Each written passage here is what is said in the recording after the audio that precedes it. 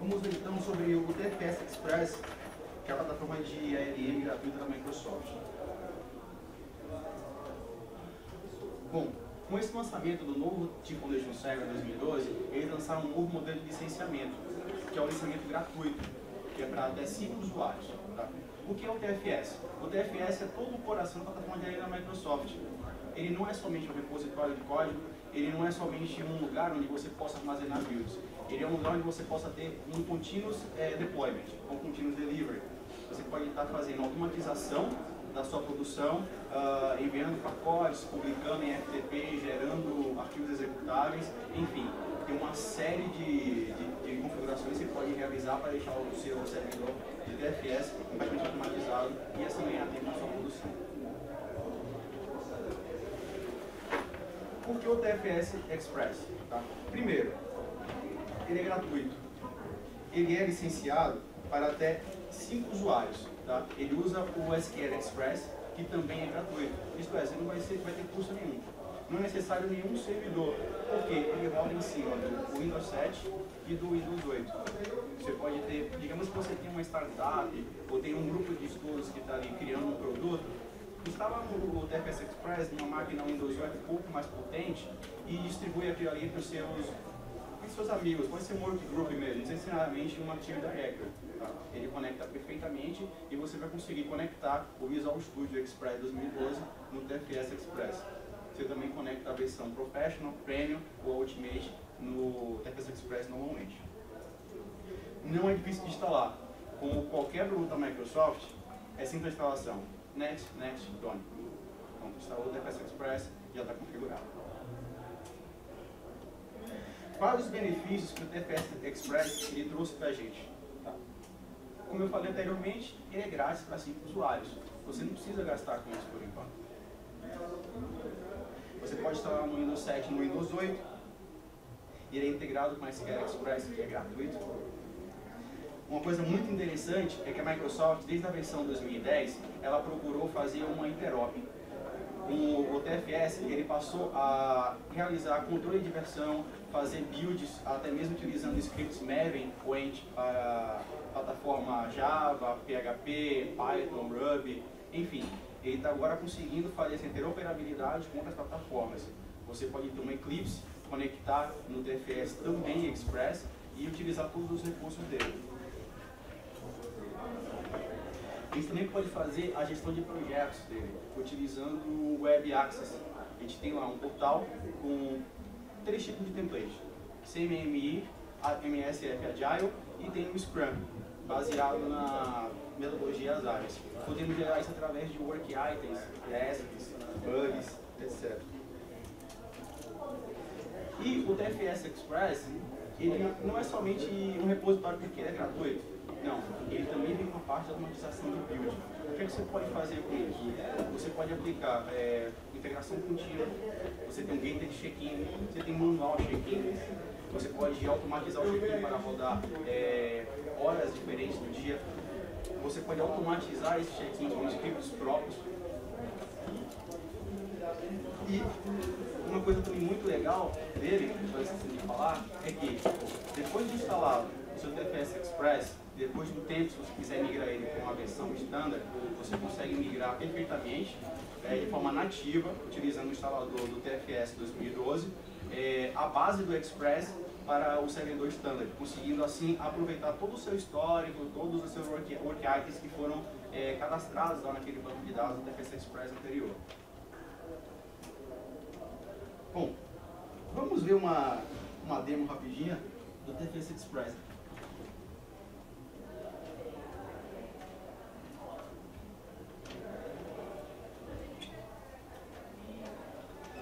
Esse aqui é o Console Administration, tá? Do Team Foundation, certo? Muito parecido com o da versão anterior, 2010. O que nós temos na versão Express? Já deixei ele instalado porque a gente está com um tempo curto. Então, o que não podemos fazer ele em termos de instalação? Na versão Standard, nós podemos fazer instalações avançadas. O que é? Podemos ter a Application Tier do TFS em um servidor, Podemos ter o SharePoint num servidor separado, a base de dados num servidor próprio, também dedicado, e o servidor de build também para realizar todas as questões de builds. Nesse Express a gente só pode ter um único servidor, single. Nele nós temos todos os recursos que teríamos no anterior também, o Standard, e inclusive podemos cadastrar alertas por e-mail para poder receber. Como eu falei anteriormente, ele utiliza o SQL Express, que ele instala automaticamente. Você pode aplicar todas as políticas de segurança nele, através do membership, administrar a segurança dos usuários que estão acessando, quem vai ser responsável pela build, quem vai administrar a collection, ou aquele projeto, ou quem vai apenas colaborar, ou quem vai apenas visualizar aquilo no Web Access. Aqui nós temos a parte do gerenciamento das nossas Team Project Collections. Para cada collection que nós temos, nós podemos ter N Team Projects. Dentro desse Team Project nós podemos ter Solutions, fazendo segurança guardada. Vamos criar aqui uma nova collection aqui.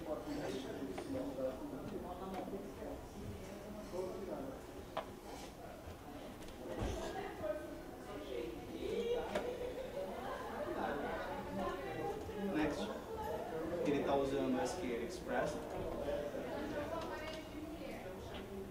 Next, novamente.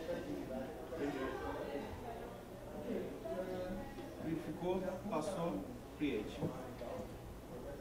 Ele está agora criando no nosso banco de dados, SQL Express, uma nova collection para a gente poder criar time. Espero que não demore essa criação.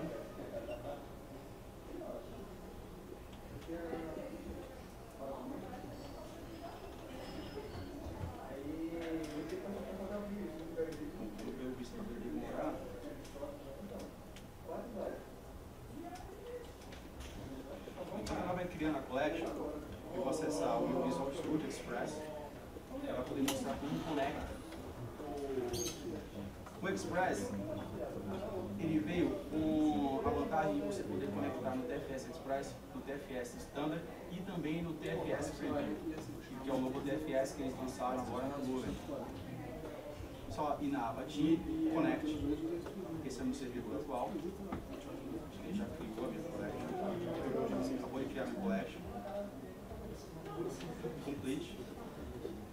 Aqui ele cria um log caso queira verificar, para auditoria.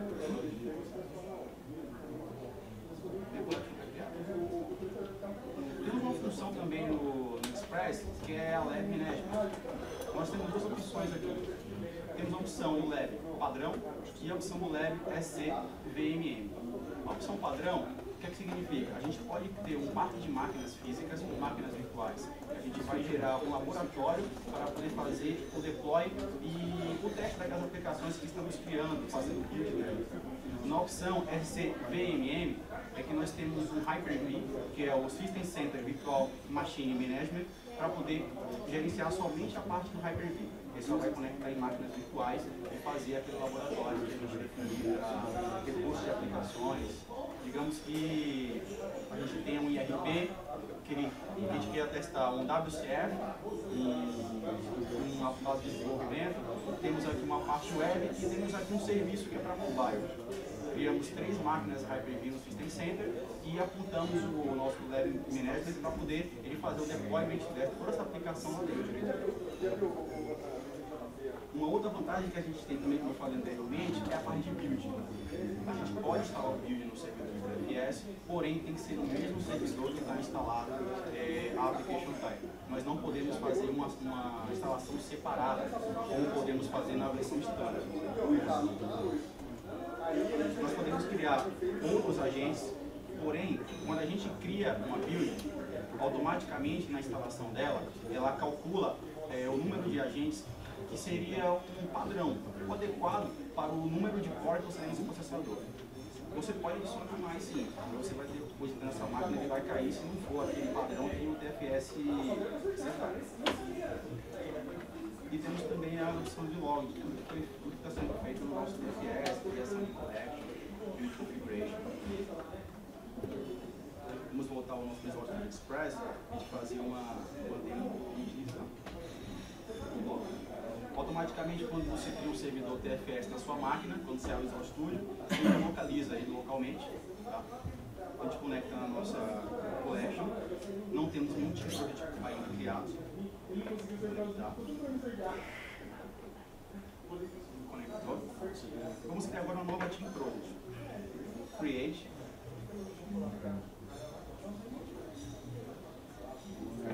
Next. Escolhemos o template que nós vamos usar. Vamos usar como padrão o Visual Studio Scrum. A função ainda de Agile ou CMMI também. Next. Podemos criar ou uma pasta vazia desse source control de todo esse código, ou criar um novo source control através de um branch. Selecionamos um branch e criamos um novo repositório em cima daquele código.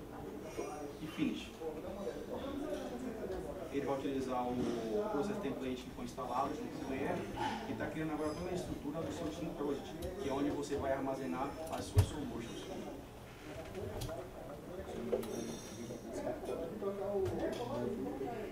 A depender da máquina, ele vai ser mais rápido.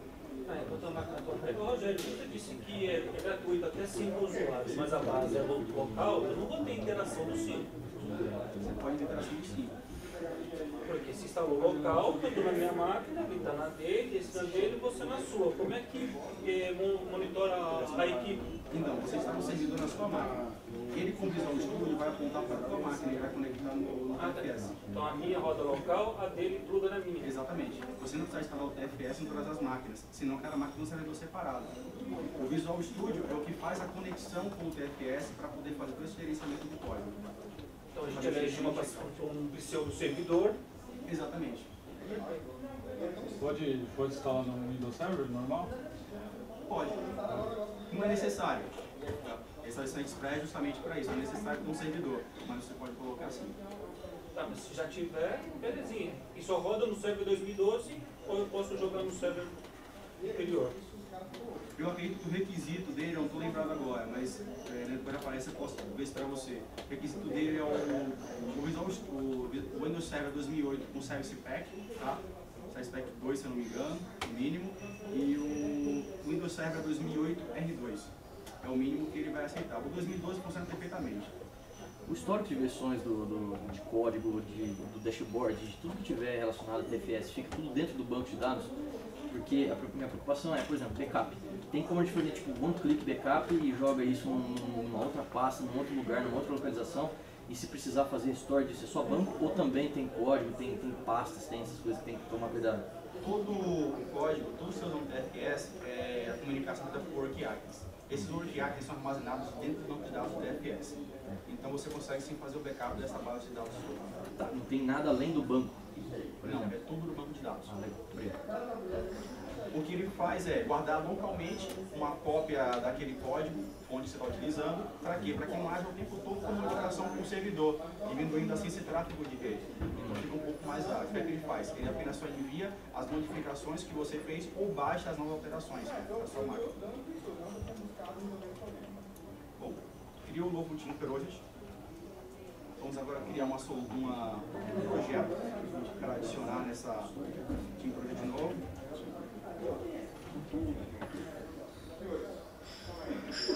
Podemos já deixar checada a opção Edit Source Control ou a gente criar primeiro e depois adicionar na nossa conversion. Vamos deixar checada a opção. Ok. Vamos ali. Nosso projeto. Bom, aqui ele encontrou a Team Project. Tá? Bom, podemos criar então aqui uma organização de pastas de acordo com a estratégia de gerente de configuração da sua empresa ou o que você preferir. Podemos criar uma estrutura de pastas para armazenar branches, para armazenar documentação, para armazenar testes e evidências, e para armazenar até mesmo código-fonte. Vamos criar uma pasta simples mesmo para armazenar o código.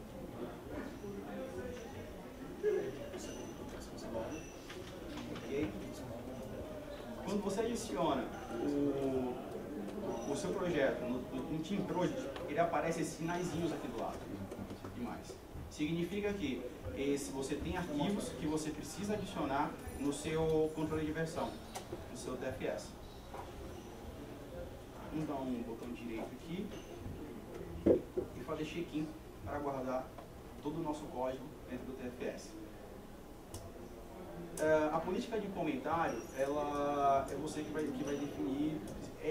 Por prática, é bom a gente sempre adicionar um comentário para quê? Para que ele tenha uma rastreabilidade do que foi feito naquele código.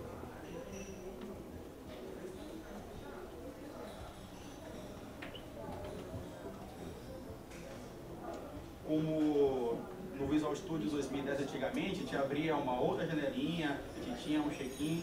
Quando a gente usa o Visual Studio 2012, tem agora essa questão diferente. Foi como o Carlos Santos falou na palestra dele lá. É necessário treinar a equipe para que ela consiga aprender como utilizar a nova parte com TFS no Visual Studio 2012. Aqui temos a parte de Shelby também, nesse TFS. O que é o Shelby? Digamos que você hoje trabalhou uma funcionalidade, num método e não terminou ele. E agora, eu faço check-in desse método, mas ele vai subir incompleto e vai quebrar a build que vai rolar de noite.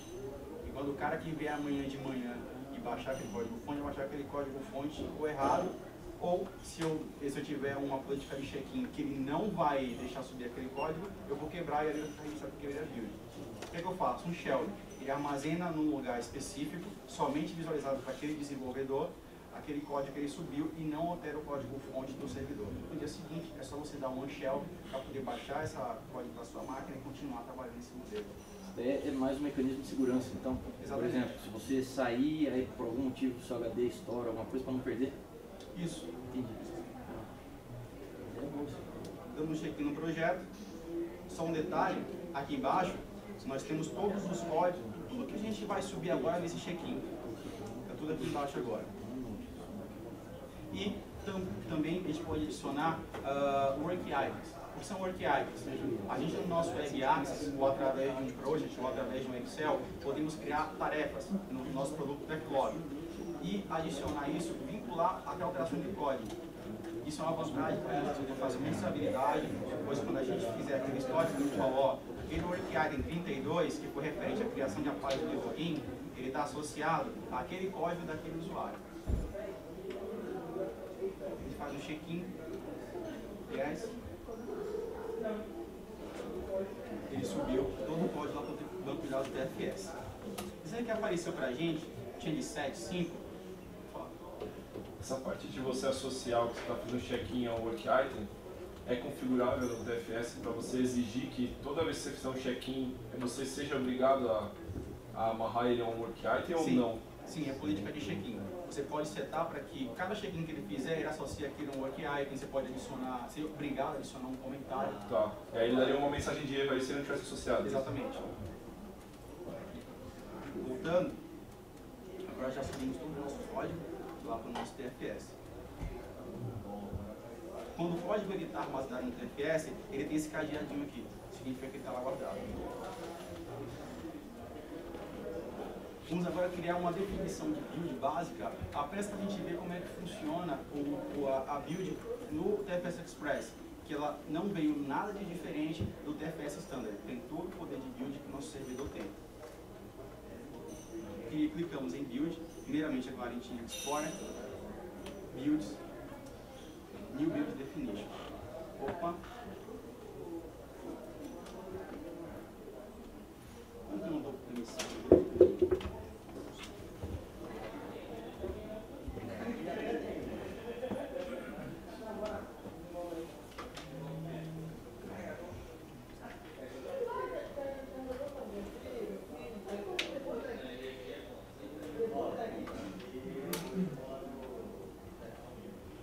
Vou utilizar outra collection para configurar para não só colocar de collection dele.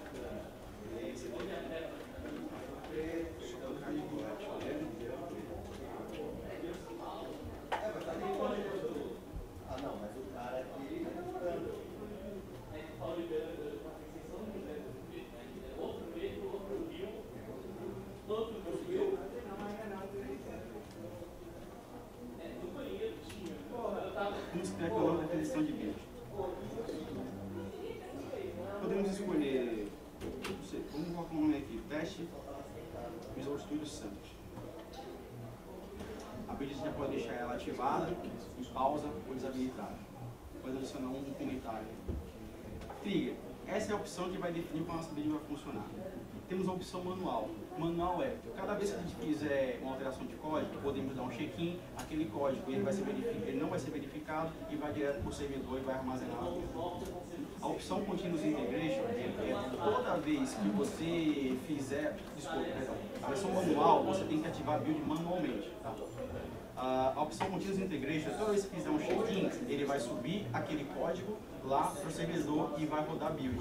A desvantagem do Continuous Integration é que o tempo todo que a pessoa fizer check-in, ele vai estar processando no servidor. Isso vai consumir mais o desempenho da sua máquina. Temos a opção Rolling Build, que é muito parecido com o Continuous Integration, porém, você vai definir nele, por exemplo, a cada 10 minutos, eu vou pegar aquele pacote de check-ins que o meu time fez e vou subir para o servidor. Temos uma opção que é muito interessante e é uma opção muito segura para o time de desenvolvimento, que é a opção Getter de check-in. O que é que ele faz? Quando o desenvolvedor ele faz check-in, ele pega aquele código, faz um shelf, guarda num lugar específico do servidor, pega o código que está lá guardado e faz um merge automático.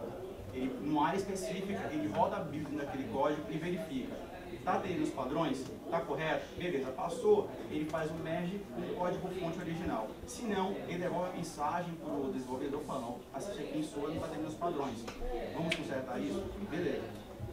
Vamos deixar aqui o Getter de check-in. E tem a opção também schedule. Você pode agendar isso para rodar tais dias da semana ou hora específica. Vamos selecionar a nossa workspace. Vou selecionar já um projeto que eu tenho criado aqui. Esse projeto aqui é em WPF.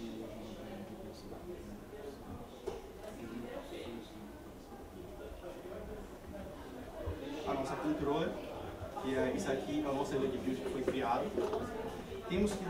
Podemos definir ou não uma pasta onde ele vai fazer o output daquele build e daquela build que ele gerou. Eu tenho já uma pasta aqui criada, vou colocar para vocês verem o resultado dessa build. Tem essa pasta compartilhada, ele tem que pegar um caminho de rede válido, senão ele não vai conseguir encontrar isso na build. A nossa parte de processo aqui é completa, assim como na versão standard. Podemos adicionar templates customizados nele também. Nosso item de build. Vamos adicionar agora a nossa solution, que ele vai executar essa build. PF, acessa aqui a pasta e procura aqui o CLN. Dá um OK. A configuração da build. Digamos que você trabalhe com servidores diferentes. Um servidor de deploy, um servidor para você fazer desenvolvimento, um servidor para você fazer uma qualidade. Então, nós podemos criar definições diferentes de build. Vamos deixar deploy mesmo e modo NCPU. Guarda aí, tá? Nós podemos também adicionar testes automatizados, assim como na versão standard. Podemos deixar ativado o Code Analysis nele, ou nunca adicionado. O Code Analysis, o que ele vai fazer? Ele vai verificar a qualidade do seu código de acordo com os padrões. Os testes, podemos forçar que a build ela não seja completa se falhar em algum teste, se não atender um requisito de algum teste lá que você citou no seu projeto.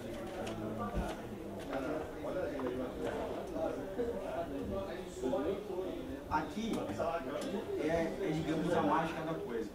Nós podemos adicionar argumentos, que nós podemos então colocar a nossa build, nossos argumentos de build, que eu vou colocar aqui um exemplo, onde ele vai publicar o nosso projeto já compilado e o projeto que foi executado na build numa pasta local no servidor.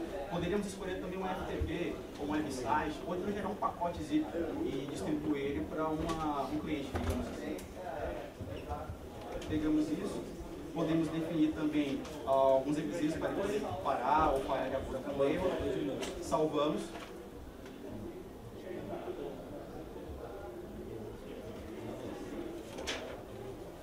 vou abrir o nosso projeto da WPF.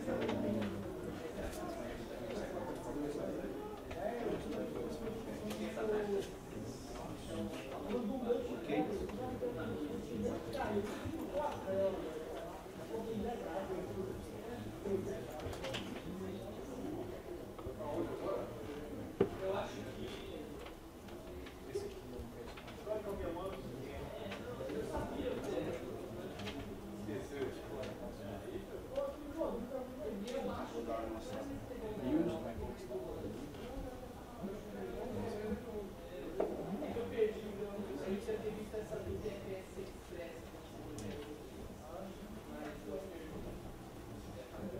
Shell. Ele está executando a nossa build aqui agora.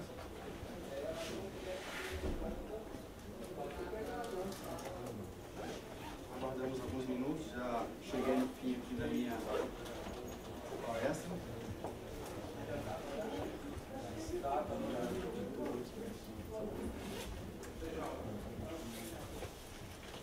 Pronto, a nossa build rodou com sucesso, tá? Ela executou. Nós fizemos uma build básica apenas para ela poder rodar. Tá? A gente não colocou nenhuma política de check-in para que ela parasse em relação a algum teste. Agora vamos acessar agora a nossa pasta que nós setamos lá para que ele armazenasse o nosso executável e o resultado da nossa build. Disco local, build demos, WPF.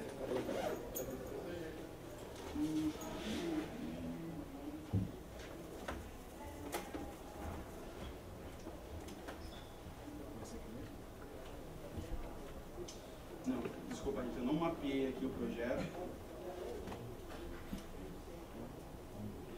Mapeou o projeto e ele não salvou na pasta. Porém, eu tenho aqui um resultado de uma build anterior que eu estava fazendo, onde ele publica o arquivo do nosso projeto, que ele foi gerado executável dele, como se a gente estivesse criando um pacote normalmente para o Visual Studio, publicando, e o nosso log de atividade da WPF. E é isso. O tempo foi curto da apresentação. Dúvidas? São 5 usuários, né? Isso. Você tem quantos desenvolvedores que um gerente, por exemplo, conectado no Excel, no Team Foundation, conta como usuário?